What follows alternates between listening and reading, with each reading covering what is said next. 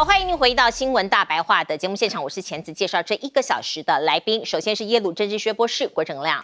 大家平安，以及前空军副司令张延廷将军。主持人好，大家好。另外是淡大战略所教授李大中老师。主持人好，大家平安。好，观众朋友，我们来看看川普跟中国大陆的习近平互斗哦。现在他每天都有新的说法，包括他讲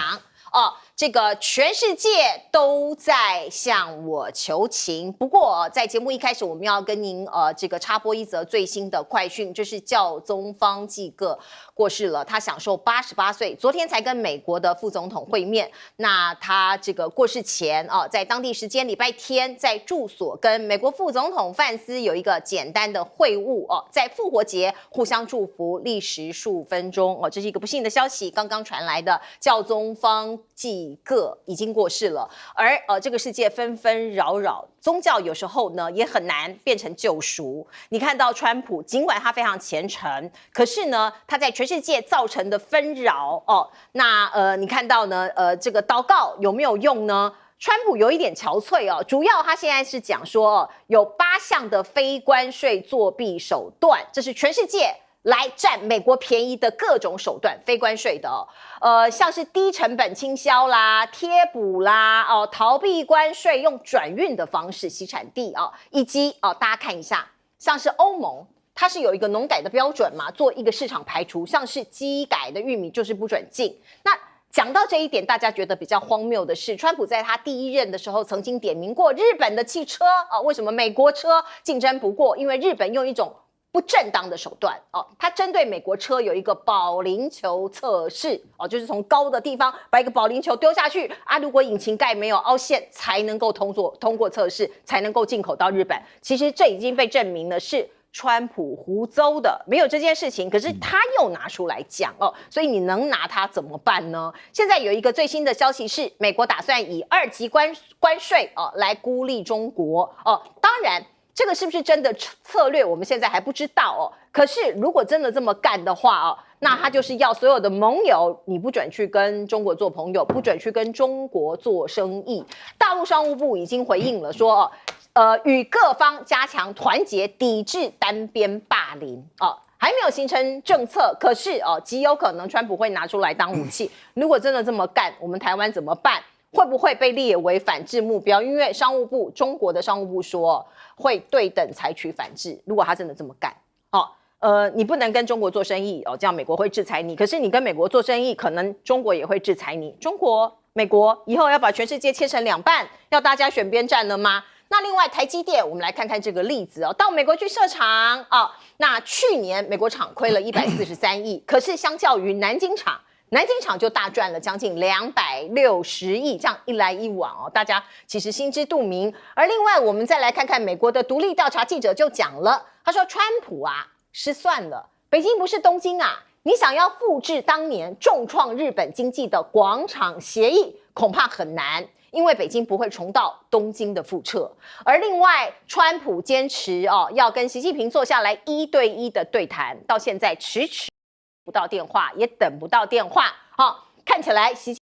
平兴趣缺有一个消息是这样讲的，说是北京不可能让习近平受到惊吓或者是被羞辱的情况发生，讲的是当时2月的时候我们看到泽伦斯基那一幕在白宫被川普大羞辱他们不可能让习近平陷入那样的情境。而另外拼贸易战累了吗？毕竟川普78岁了，你看到憔悴照片已经曝光了那中国大陆的这个晶片到底是被掐脖子还是被逼得大爆发呢？我们看到因为辉达最近这个黄仁勋不是还跑去北京跑去上海吗？讲的就是因为他的晶片被美国做一个禁令嘛H20。那这个东西呢其实是有备胎的，在中国大陆他们自己有一个叫做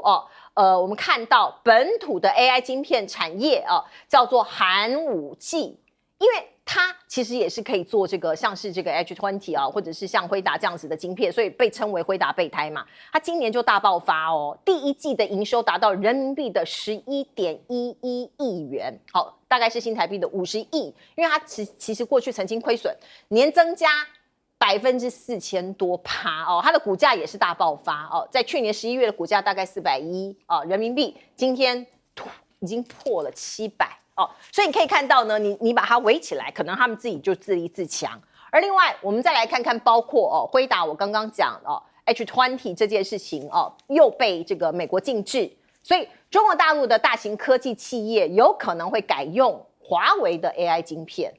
那你看到呢？你越禁它可能会让华为更强大。那华为借由中国大陆的一带一路，可能又把整个晶片的地带也建立起来了。美国阻挠晶片输入，会不会变成反效果呢？现在大家要担心这样子所以分析师就说，进而助中国大陆抢全球的半导体的市场所以这个到底是助力还是阻力嘞？那现在美国有一个情况，据说大家不创业啦。过去大家说英雄出少年，好多科技业都是从这个家里面的这个汽车这个停车场车库里面发迹的，像是苹果啊这些产业。可是现在被川普 AI 逼到转向了，美国的年轻人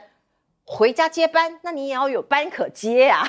回家接班说是 AI 崛起，川普关税政策的疫情影响之下，美国年轻人投入家族企业的比率上升。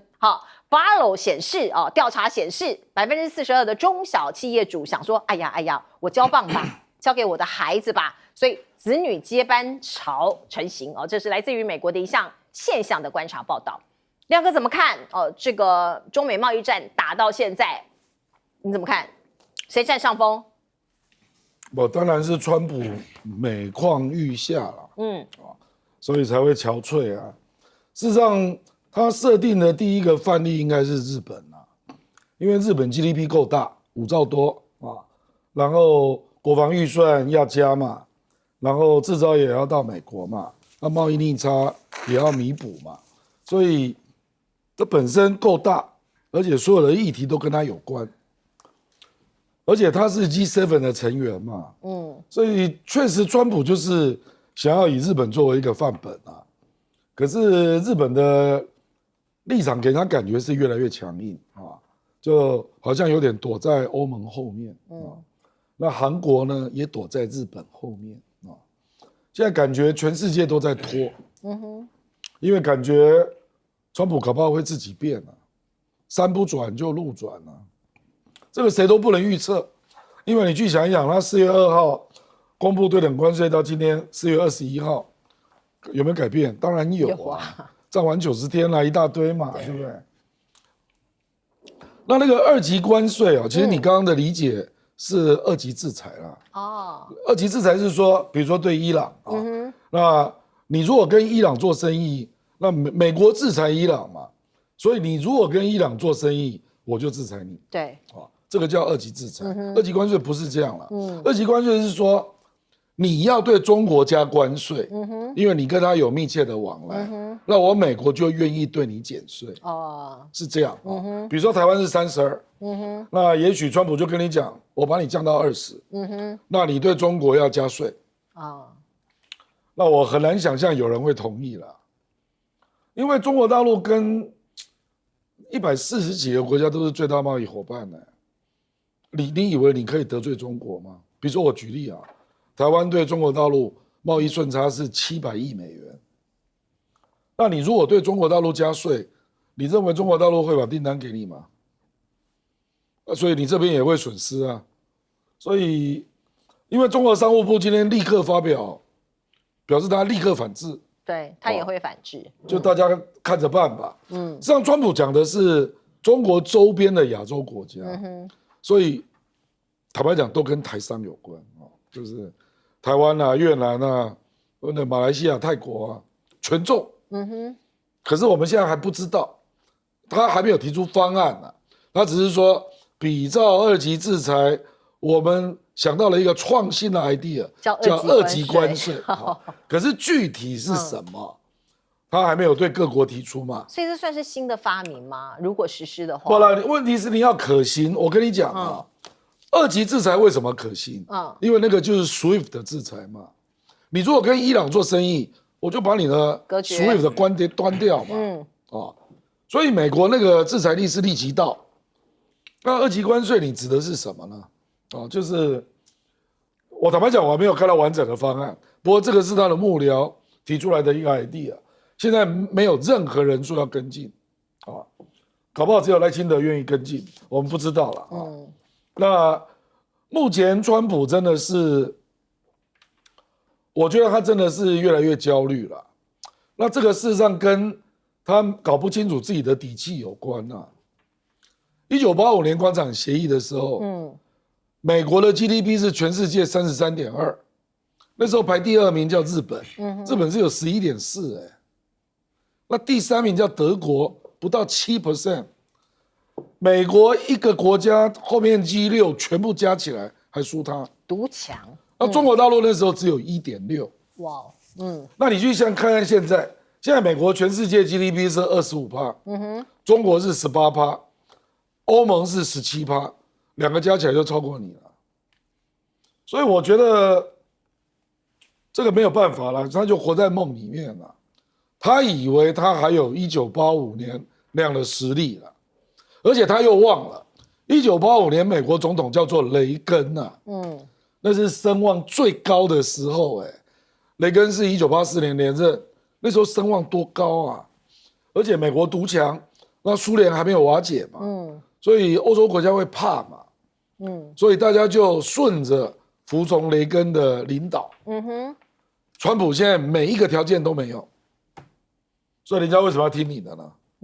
是李大中老师怎么看？对，我也觉得现在很难是跟过去相提并论啊。目前的中国大陆当然绝对不可能是过去1980年代日本，因为第一个是这个跟美国的力量对比有差距。第二个是，其实日本一直都是美国重要的盟国。其实，在政治上，其实从2战结束之后，美国本来就是对东京有很大的一个政治的影响力啊，这有时候日本是难以抵抗。那第二个是我们也很好奇大家可能会问说，那为什么川普这么喜欢、这么倾向于王对王？因为他所有的字里行间不是讲说直接通电，就是讲说要1对1这个领导人峰会。那其实这是他的一个一贯性的风格，但这个风格并不是适用于所有美国打交道的对手，一定是有指标性的，或是说跟你等量齐观的这种具有高度影响力的对手才会。比如说川普1.0的时候对的是金正恩，那是因为川普认为说必须透过领导人这种峰会见面提供新的动能来去解决过去达不到的事情。那现在我们可以看川普2.0上台之后，他处理的外交事项很多很多但是并不是每一个事情川普都说要1对1王对王。比如说巴拿马就不需要，比如说目前正在谈判的这个美国伊朗的核子谈判，美国派中东特使就可以解决，或是说格陵兰也完全不需要，那个官员副总统出面也许就 OK。但是俄乌谈判就是需要王对王，以川普的认知，所以他才会在2月12号的时候先跟普丁通了电话，然后昭告天下说有谱了。但是呢碰到了北京，碰到习近平，就是有点踢到碰到一个至少是个软钉子，就不如他所想的这么的顺遂这当然就是刚才所提的有关目前的北京，就是他的底气绝对不是2018年第一次川普发动贸易战之后的北京，这很关键。那第二是川普的风格为什么要强调王对王？他就是上对下的，就是借由高层如果能够达成共识，能够拍板定案，那下面都好解决。他的想法就是很直接了当。但是通常国际关系里面很多的状况都是慢慢的累积，中层官员、高层官员有互动之后，逐渐像我们讲堆积木的方法达到共识，然后水到渠成，两个领导人通电话，然后再求见面。我们回顾一下过去4年的拜登政府不就是如此？2022年、2023年在2个场合碰面 ，G20 跟 APEC 美国旧金山，每一次这2个拜登跟习近平的碰面，都是经过多少的先前作业，有无数的官员穿梭，然后部长级官员到对方或是在第3地碰面，包括还有一个管道叫做这个王毅，还有当时的美国国安顾问苏利文。但是这一套做法很明显，川普不喜欢这一套，所以川普1.0跟2.0还有一个小地方不同川普1.0的确是讲究王对王，的确是，但是1.0的时候，他比较会重用一些非制度的管道，比如说他的女婿，但是川普2.0哈，如果根据美国学者跟美国报道的这个分析的话，他对于这种像1.0里面那种非制式的管道，他就比较没那么信赖。他还是主张我跟你，那唯一不同的地方是他会嫌北京派的官员那种支持的管道，不管是王毅、谢峰，或是其他这个王文涛，他认为都不行，要么就是我对你的蔡奇，这是川普2.0跟1.0微妙的不同之处。将军，我觉得关税战呢，因为美国应该要从结构上来做调整，因为美国制造业衰退，人力成本过高，美国的人力成本。因为我们知道任何产品呢有人力成本，然后原料成本，然后工业设备、机器设备成本3个成本，然后来决定这个产品就出来，这个价格就会算出来。美国的人力成本是中国大陆的5倍，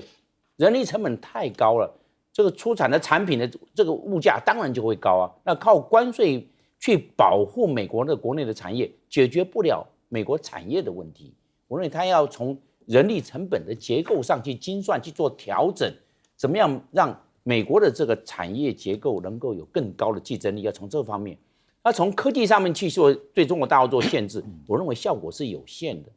你看，美国对中国大陆航天就是航太科技做限制，在2011年签了沃尔夫条款，对这个美国对中国大陆的这个航太的技术做限制，做资金做限制。学术交流做限制，还有航太的技术交流也做限制，通通限制。就中国大陆在航太这个方面，太空领域，它在这个天空太空站也好，还有北斗的定位也好，中国大陆也做突破了。所以沃尔夫条款，美国对中国大陆做的这些相关的科技的限制，并没有达到预期的效果。那我们现在来看，现在这个晶片上这方面的限制，中国大陆我认为。按照往例来看，也会有所突破。我们从2个来看，第一个，中国大陆在 AI 所申请的专利超过美国，是美国的2.5倍。那一般的专利，世界上在这个国际上的申请的专利，在去年中国大陆也超过美国。中国大陆是69610件世界专利，美国55678件专利，也是超越美国。所以在学术上的研究这个领域当中，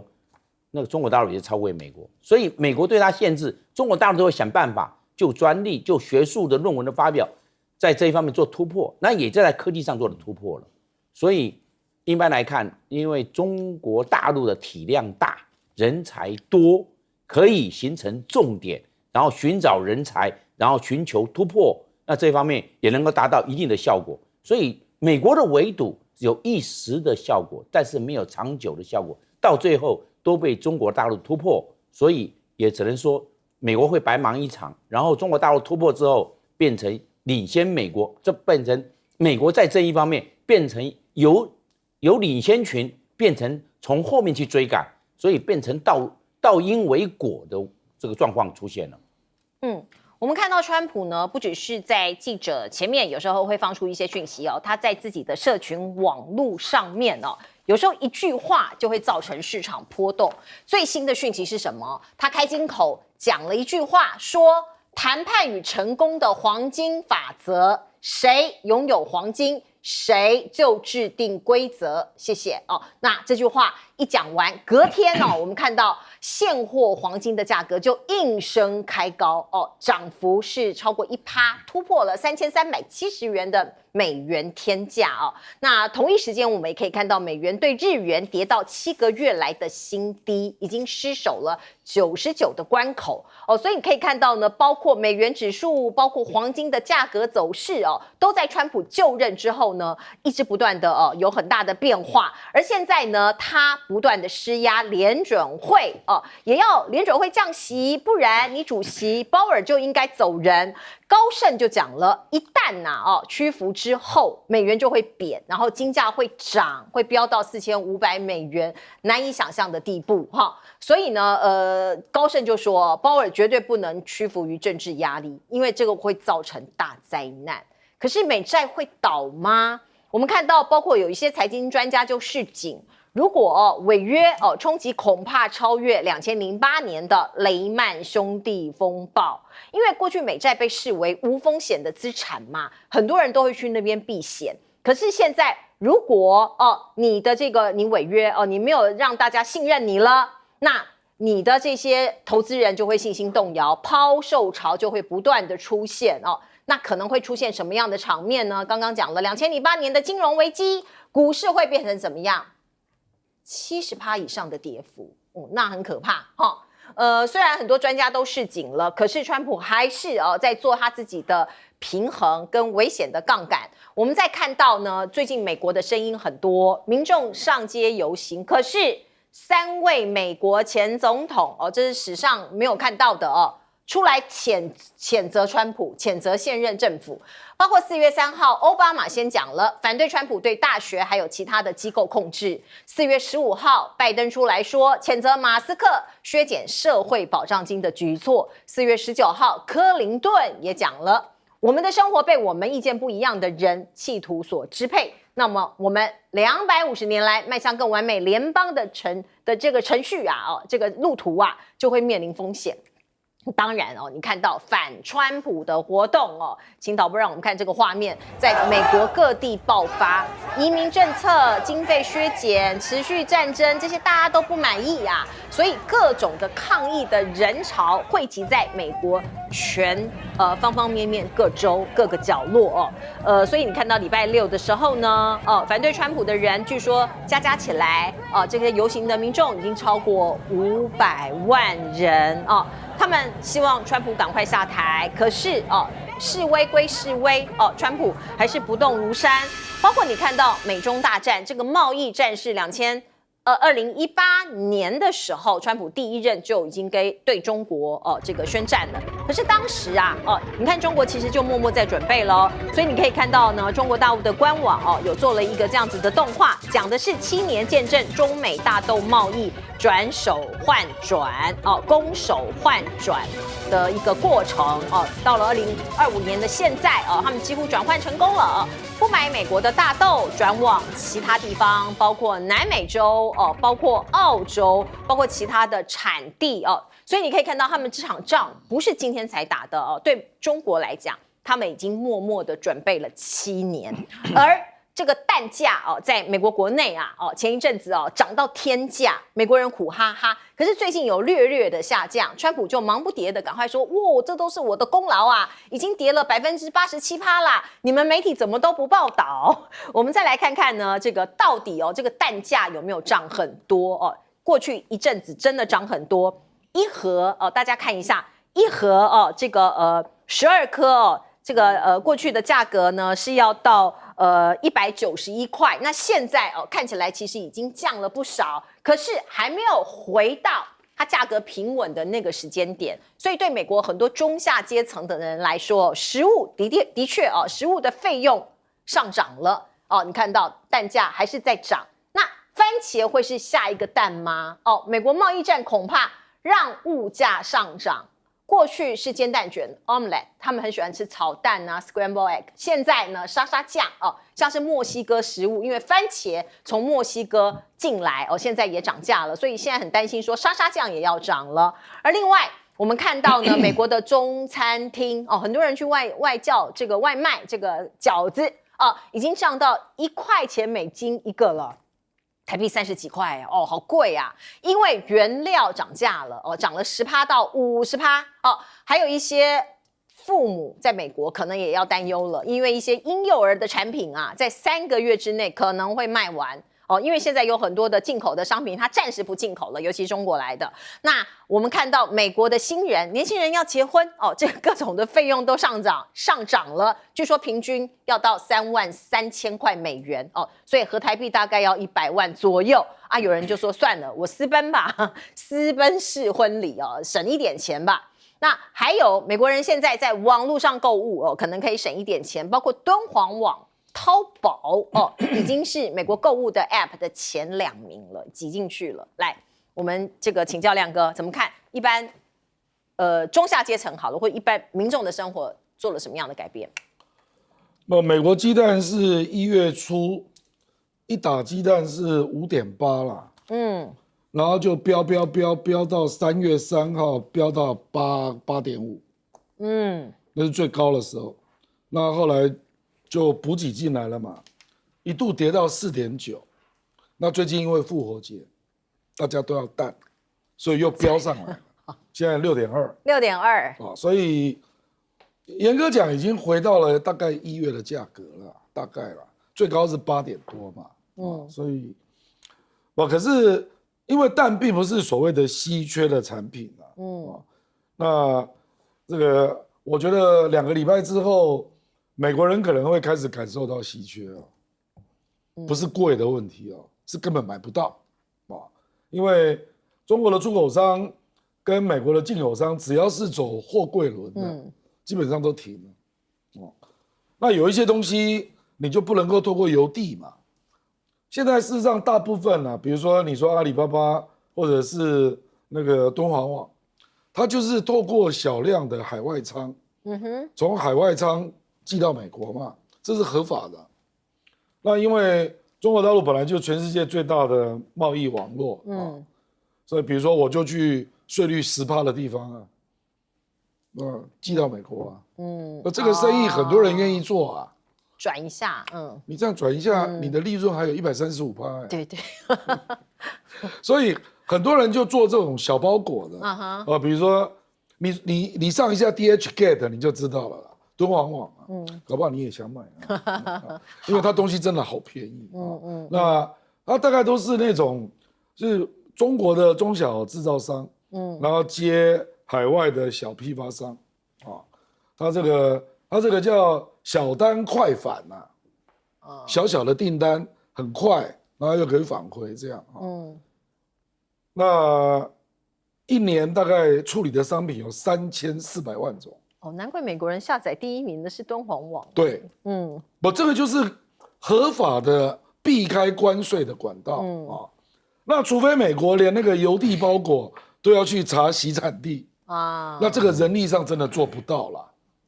可是这个没有办法处理一些比如说大豆鸡蛋这个不可能，这个没办法用这种方式，所以大部分都是服饰啦、饰品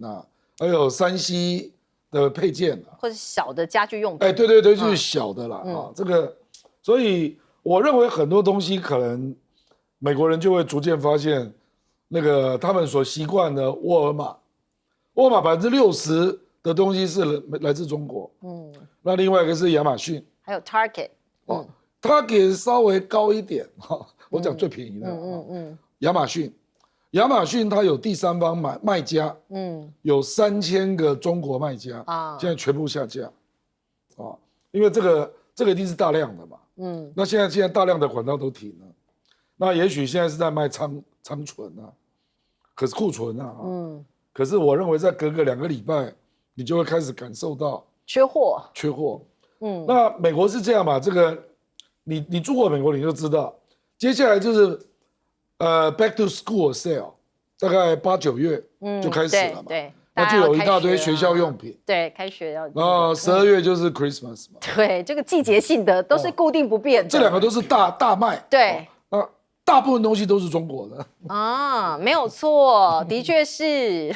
来，大中老师。对，我们可以看到这个最近2个多礼拜连续有3位这个民主党前总统批判川普。其实第一个看那个时间点，就是在川普宣布对等关税之后，那三个前总统，从奥巴马、这个拜登到克林顿，他们是在不同的场合，那讲的主题也不尽相同但是都不约而同，是用比较含蓄的方法去批判川普。所以说我们有一些这个学者分析说这很罕见，的确，因为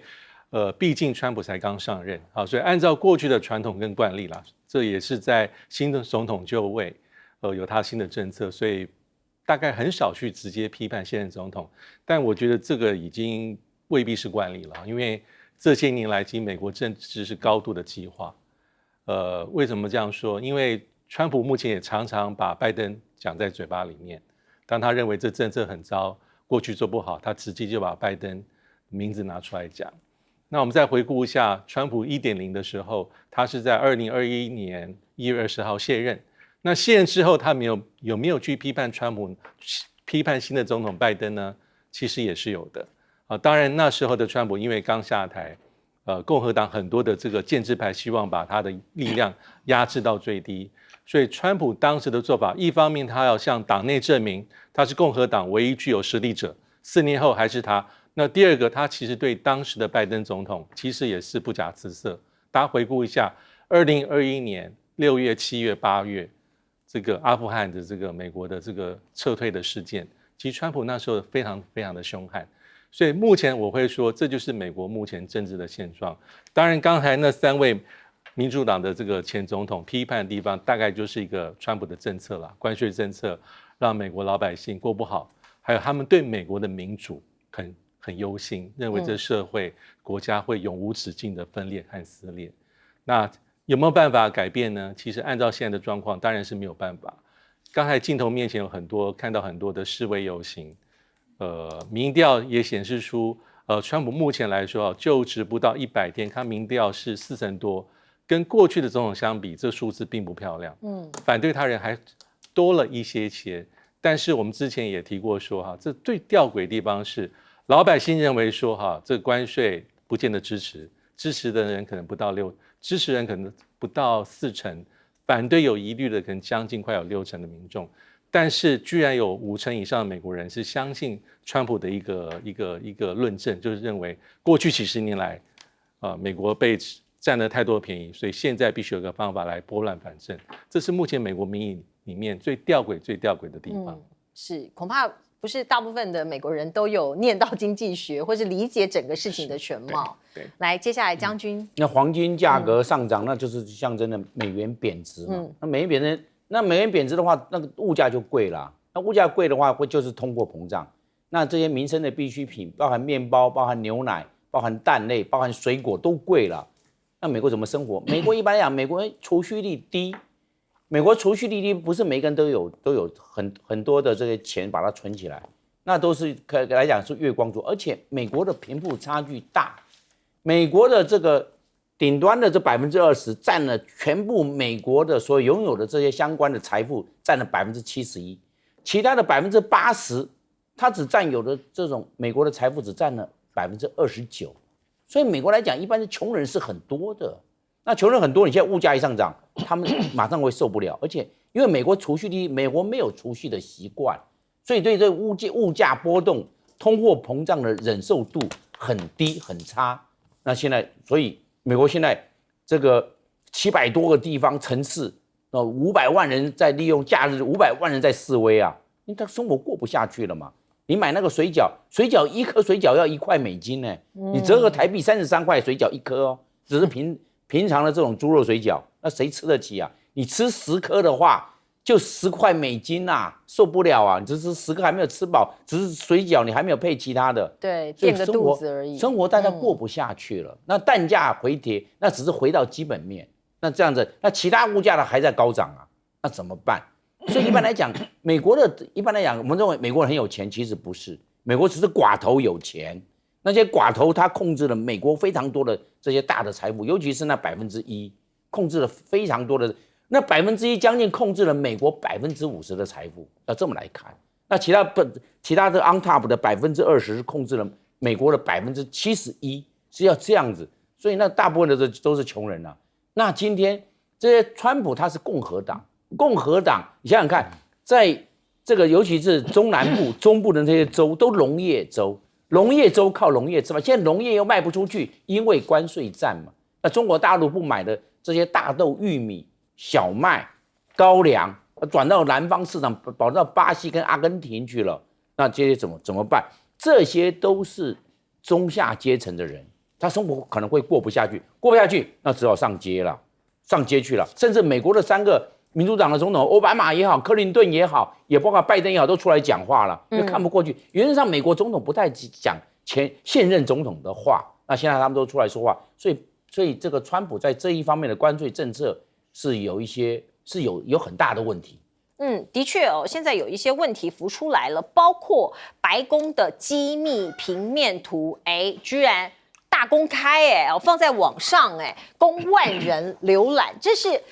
美国的总务管理局它有一个安全报告指出来说，有一份非常敏感的文件居然在 Google 的云端硬碟里头分享给内部全体员工，那员工有1万多人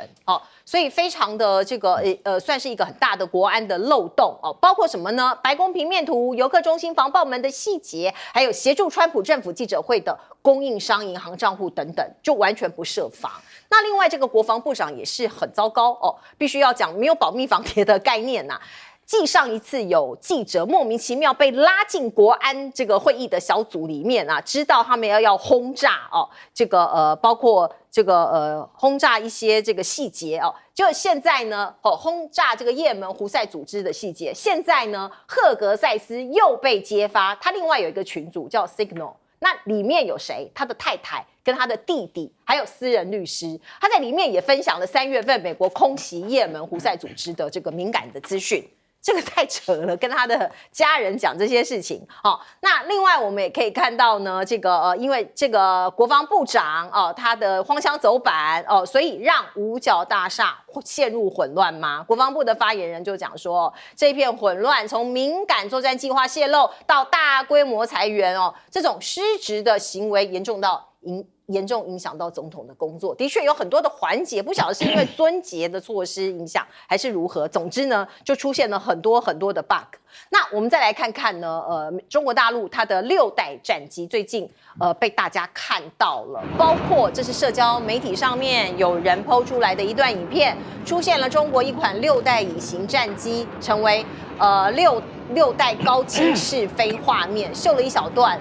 半径转弯的技法，只见这个战机几乎没有倾斜，平着就转过去了，而且转弯的半径极小这个是在网络上面有网友拍到，然后分享给大家的说这是中国大陆的第6代战机，叫歼50那从细部来看，你放大看这个战机上面应该还是有飞行员，因为过去有人讲说有可能是无人驾驶，可是现在应该有飞行员，因为这个有座舱我们看到中国5代战机产能惊人美国的媒体就说歼20年产量比 F35接收量多2倍，它做得很快。而另外中国大陆还有一项武器，就稀土稀土它现在下令不准出口。如果美国没有办法取得这些稀土的话，像是 iPhone F35战机的生产就会有危机因为它是一个非常关键的现代科技产品的关键材料。那美国的库存有多少现在据说只有3到6个月，所以呢，北京禁止稀土出口呢，会造成像是汽车厂的磁铁也会用完所以《金融时报》现在就说了美国可能要想到一些比较积极的应对政策否则的话这个磁铁可能就会制造这个电动车的磁铁也会没有，而包括美国有一个巨头就宣布停止出口中国。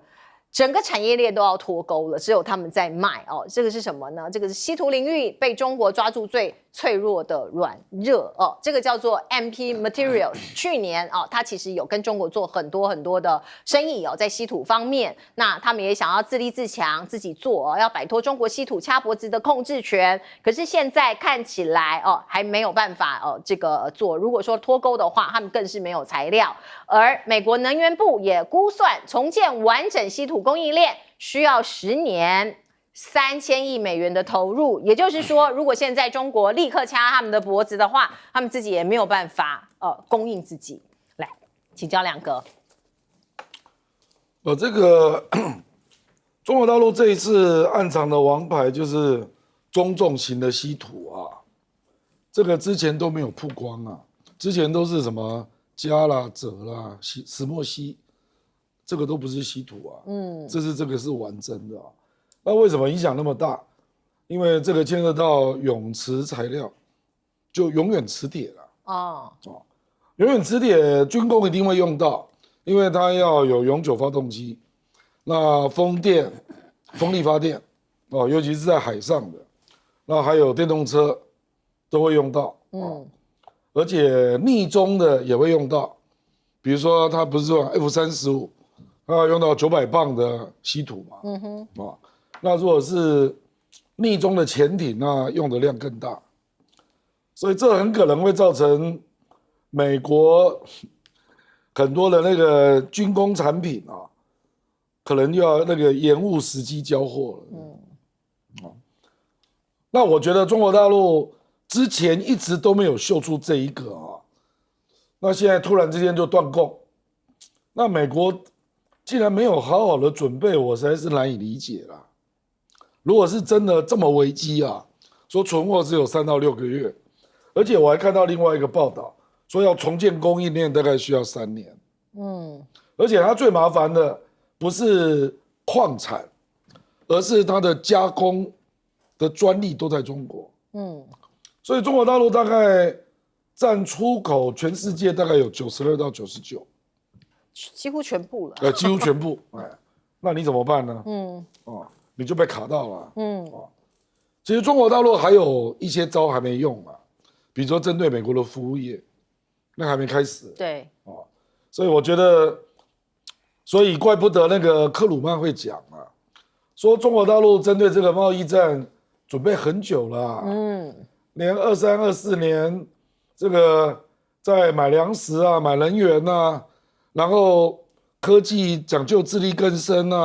还有对美国的贸易逐渐降低比重这个都是然后手上还有一些秘密武器，所以克鲁曼说人家是摆好枪阵，结果你川普带一根刀就去了，就是这样所以你就觉得川普好像到处好像都没有准备的样子啦。他有的是胆子。不然你就只针对中国嘛，你还打地图炮。对啊，开地图炮嘞，得罪全世界。那国内也是，我讲白了啦，他现在国内也得罪，也不是因为关税战，是各式各样的原因得罪。对啊，性别议题啦，对啊，长春人全部得罪，移民议题啦，要给人家取消免税资格，是啊，一大堆。像我认识一些经济学者，还跑去美国联署，现在有1200个经济学者反对他的关税政策。这个真的是难以理解了。就是他大概幻想，他只要下了指令，大家就会自动听话。我不知道他怎么会有这种思考他也在自我催眠吧？他说现在全世界的领袖都排队来跟我要求。那我们就简单讲日本，日本有吗？日本，我跟你讲，那个赤泽亮正，他回去他就只得到一个共识，就说我们月底再请事务官来进一步商谈。没了。这个是什么共识？是没了。好，我们还没有进入实质谈判。好，我们进一下广告。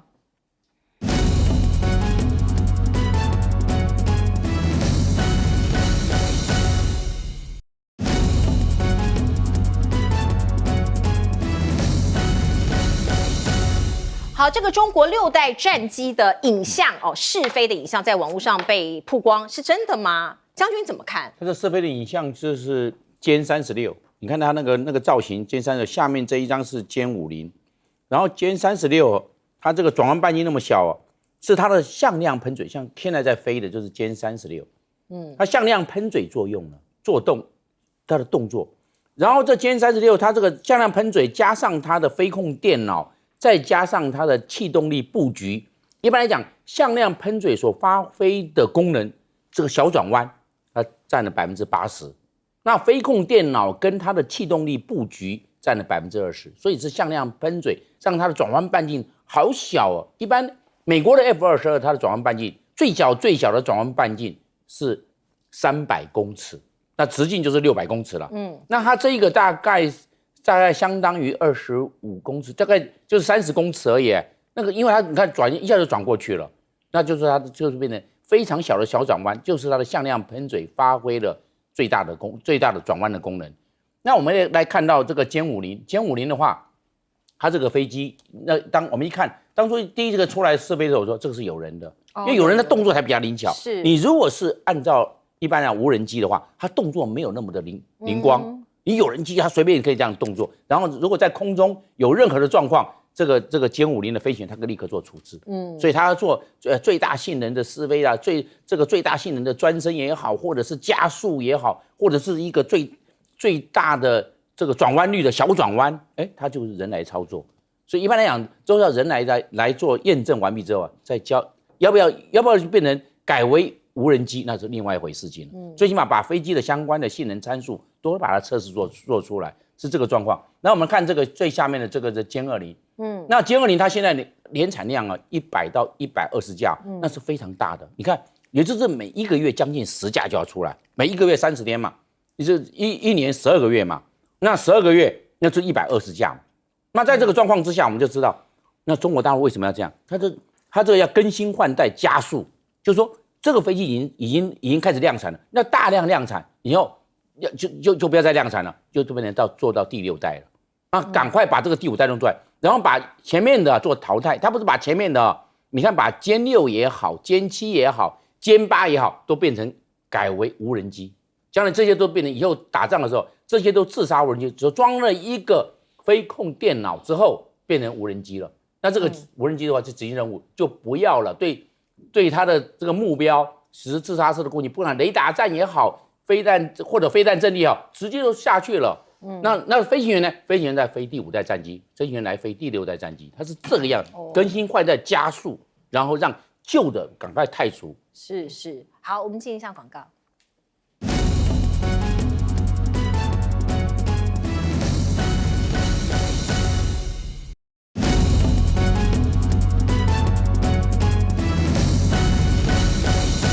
好，美中的贸易战，稀土现在变成中国大陆的武器了。来，大钟老师，对，因为大家会说，因为就像刚刚所讲，中国大陆这一次面对美国的这个关税战，其实有备而来啊，因为它有过去非常多的经验，所以理论上他手中的法宝或是反制的武器，大概不外乎是金融的啊，包括美债啊，或是像是一些这个美国。